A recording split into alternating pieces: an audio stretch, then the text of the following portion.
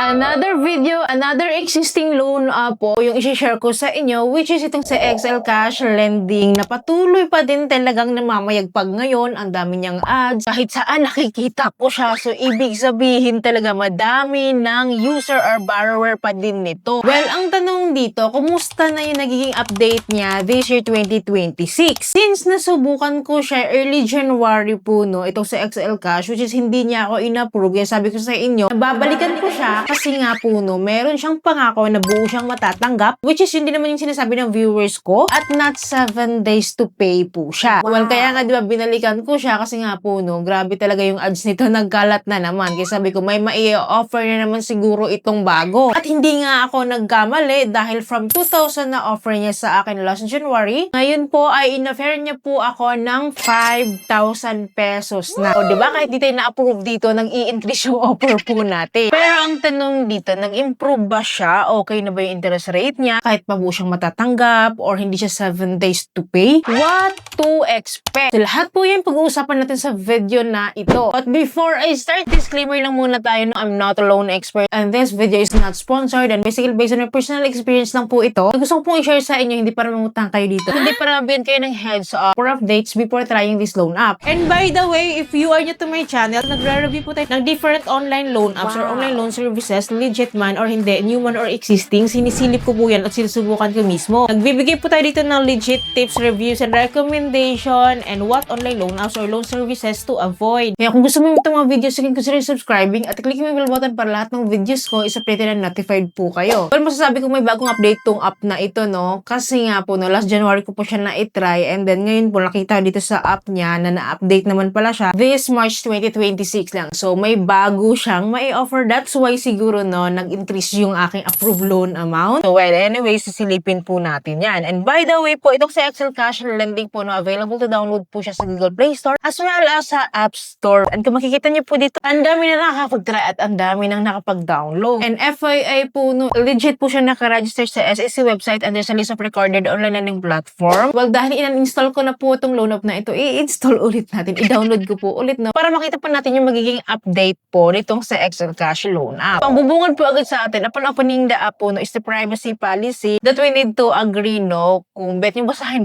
nyo po. Well, after po nito, I need to input my mobile phone number. Then after po niyan, i-click po natin itong get code para mapadalan po tayo ng OTP or verification code. And dito na po tayo sa pinaka-homepage po na XL Cash Lending na nagpapautang po siya ng up to 60,000 pesos. And guys, hindi to guaranteed ha. Of course, subject for evaluation po yun. And to my case nga po, no, nung kinlik ko tong apply now, na-evaluate na agad yung aking credit limit. That is because po may account na nga po ako dito. Well, eto na nga. Na-offer niya po ako instant loan offer po ito worth 5,000 pesos. Wow. So, medyo tumaas-taas na tayo ngayon kasi sabi ko nga sa inyo, the last time po na na-feature po siya, ang offer niya sa akin is 2,000 pesos. Well, maximum loan amount lang itong 5,000 pesos. May choice po akong i-loan to from 3,000 up to 5,000. So, either 3,000, 3,500, 4,000. So, depende sa akin yun. But tingnan natin tong 5,000 pesos na meron na akong terms po of 3 installments. So, view lang natin tong repayment plan ko. At kung makikita nyo dito, obviously naman, yung third repayment ko po is mawa-waive po siya na may 5 pesos lang naman. Kapag updated daw po yung aking payment. Nakakaloka, di ba? 5 pesos lang. Well, anyways, lumalabas po na twice po tayo magbabayad dito. And from the time that I'm trying this loan app po is 15 days to pay po siya. So, ang interval niya every 15 days. So, lumalabas po itong dalawang repayment ko na lang na natira is 1 month to pay po to kasi every 15 days nga po yung interval. Well, nakita naman natin visually po, no, yung kanyang principal, interest, and other fees. Kaya lumalabas po ang total due ko nun. Every repayment ko is 3,248 and then yung isa 3,247. So, tinotal ko naman yan para makita natin yung talagang effective interest rates niya. Lumalabas po, no, nasa 29.92% po siya. Monthly na po ito, kabuuan na ito. So, ngayon, kung every 15 days yung ating interest rate, nasa 14.96% po ito. So, okay na ba sa inyo yun? Payag ba kayo na meron tayong interest rate of 29.92% a month or 14.96% for every 15 days? So, kung akong tatanungin nyo, this is quite better than sa mga nagsa 7 days to pay na almost 50% yung kanilang interest rate. Again, this is quite better pero mataas po ito, to be honest. Mataas po talaga ito. Medyo may kurot talaga yung interest rate niya. Kasi lumalabas na 1 month to pay lang siya eh. Well, ang maganda lang naman kasi dito, nakita ko dito sa loan loan agreement or sa disclosure statement niya po na buo po siyang matatanggap. Nakalagay dito na the amount borrowed is subject to the actual amount delivered. Kung 5,000 yung utangin ko, 5,000 din yung ibibigay nila. So, buo siyang matatanggap. Kaya nga naman, no, dahil nag-decide ako na subukan nga po siya dahil gustong-gusto ko to yung mga hindi 7 days to pay at buong matatanggap. So, ito na nga, binaba ko yung aking loan amount into 3,000. Of course, no, mas maliit yung loan amount, mas maliit yung interest rate or mas maliit yung babayaran since susubukan ko lang naman siya. Well, ganun pa rin naman kahit 3,000 po yung aking uutangin. Meron silang 3 terms na binigay sa akin and then ito yung aking repayment plan. And kinumpute ko din po yan at lumalabas pa din po, wala namang pinagkaiba. Ganun pa rin naman, nasa 29% pa rin po yung monthly effective interest rates ko kahit binabaan ko na yung aking loan amount. Well, dito sa baba po, no, for me to proceed po, no, para makapangutang ako dito, meron ditong withdrawal account. Pwede ko rin naman yan palitan. Pero since nandyan na yun, okay na ako dyan, sinabit ko po yung aking application at naka-under review na po agad-agad ako. So, sa case ko naman po, no, within 5 minutes, nag-respond siya sa akin, nag-info siya sa akin. So, nakita ko nga dito sa notification, nakalagay po dito, loan result release. Ibig sabihin, natanggap ko na siya or pumasok siya sa account ko kasi na-release na daw. So, yun po yung pagkaintindi ko nung unan, no. Nakalagay kasi dito, your loan application results is ready. Dapat kung rejected ako, nakalagay na dyan, sorry to inform you, mga ganun na dapat. Pero, syempre, kinlik ko yun. Well, to find out lang po pala talaga na rejected pala talaga ako. Nakakaloka, nakalagay dito na your application was unsuccessful this time. Please maintain a good credit history and return to reapply after May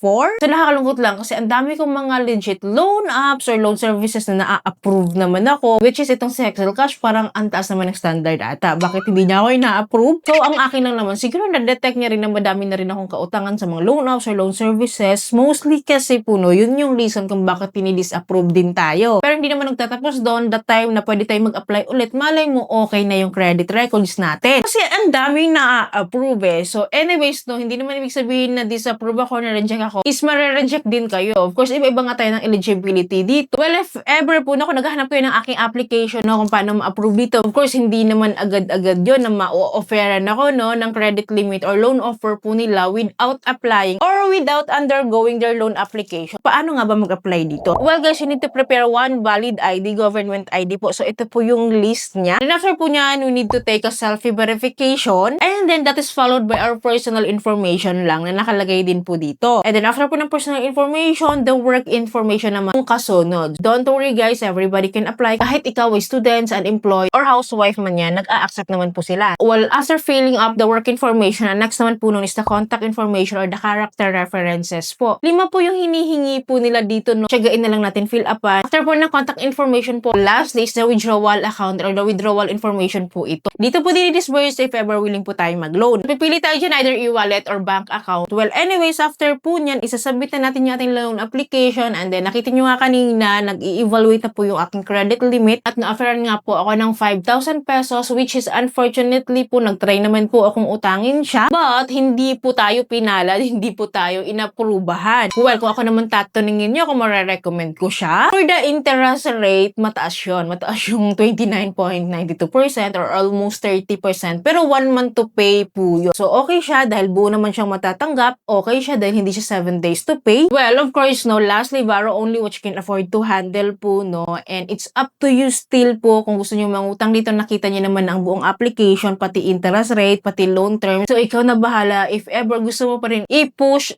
to. Pero sabi ko nga sa inyo, pag-isipan pa din po ng mabuti. Yun lang po, I hope may natutunan ka sa video. I hope po nakatulong tong video sa inyo. Kung nagustuhan niyo po yung video, please don't forget to like, share, and subscribe. At clicking bell button para lahat ng videos kayo updated na notified po kayo. So yun lang po, thank you po for watching this video. See you in my next video. Bye!